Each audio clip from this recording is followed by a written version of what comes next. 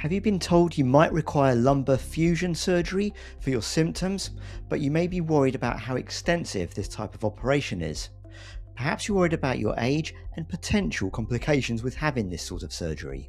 Often, when fusion is described, it's to join two bones together of the spine, the vertebrae, which may be unstable, and as a result, there's nerve compression. The operation often involves a construct of screws placed in the bones of the spine that are connected together by rods to lock the bones together, realign them, and help with the decompression of any nerves. But often this involves the placement of a device between the bones called a cage, and that's the medium through which the bones join together or fuse. I've described the different types of fusion operations in videos linked below. In this video, I'm going to describe another procedure called a minimal access posterior lateral fusion. This procedure doesn't involve the placement of a cage and therefore reduces the amount of invasiveness and operative time, but I'm also going to explain who it's more suitable and the circumstances I would use this as opposed to using a cage or an interbody fusion. A common condition where we carry out lumbar fusion surgery is called spondylolisthesis, demonstrated on this MRI scan here. This is where one bone has slipped forwards relative to the bone beneath it, and in this case another bone has slipped backwards relative to the one beneath that, causing a condition called stenosis, where the nerves in this central canal here get compressed.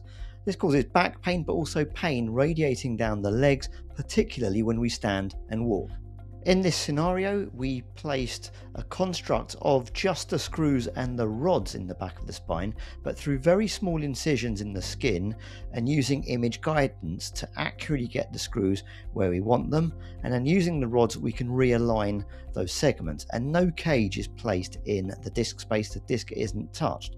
By realigning the bones, we do actually generate some decompression of the nerves, but through a further small incision under the microscope, we can remove any thickened tissue that's compressing the nerves, but also visualize the nerves to confirm that they are free. The reason a cage is often placed is that there's more surface area of bone to achieve fusion if we work beneath the two vertebral bodies in that disc space. And studies have shown that when we do x-rays on patients who have undergone different types of fusion, the interbody cage does actually help achieve a better fusion. The trouble is, to achieve this, we have to get into this disc space, which involves removing this facet joint, carrying out lots of dissection near the nerves, and getting into the space, which adds a lot of operative time. However, one of the downsides of the posterior lateral fusion that I described is that it is difficult to achieve a fusion by trying to get the bones at the back to join. For this, what we often do is, using a drill, just create some kind of channel between the bones at the back of the spine and lay down some bone graft there to allow them to fuse up with time. This 2026 study compared patients undergoing lumbar fusion with or without a cage, and they found that those who underwent insertion of a cage had a slightly higher complication rate in the intraoperative or perioperative period. However, it also showed that the overall outcomes between the two groups in terms of pain and general quality of life were actually the same. So in my practice, here's my protocol. If a patient requires a lumbar fusion for a spondylolisthesis and they're either relatively young or fit and healthy without a lot of medical comorbidities that would put them at higher risk of surgery, then I carry out a standard lumbar interbody fusion, still through a minimally invasive approach.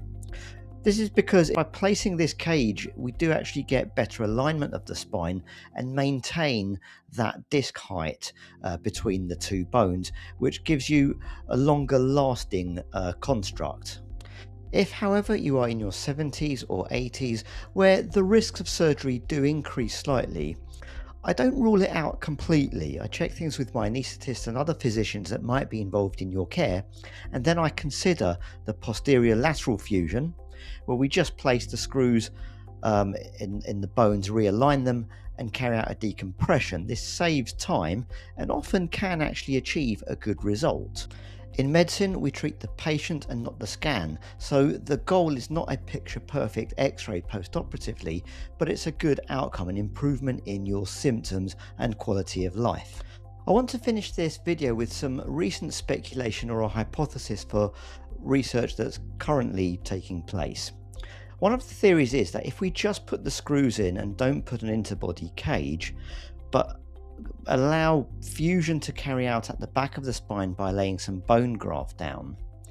The theory is that bone has an element of elasticity. It is slightly bendable and then allows a little bit of motion between the bones. Potentially, that tiny amount of motion between the bones can help prevent disease or wear and tear in the adjacent segments above and below the construct. This is something that's still been looked into, but it is quite a promising concept. If we can improve the posterolateral fusion, we may in the future be able to completely negate the need for an interbody cage.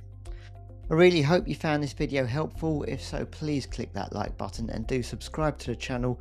Also visit me at spinemdt.com. Thank you very much for watching.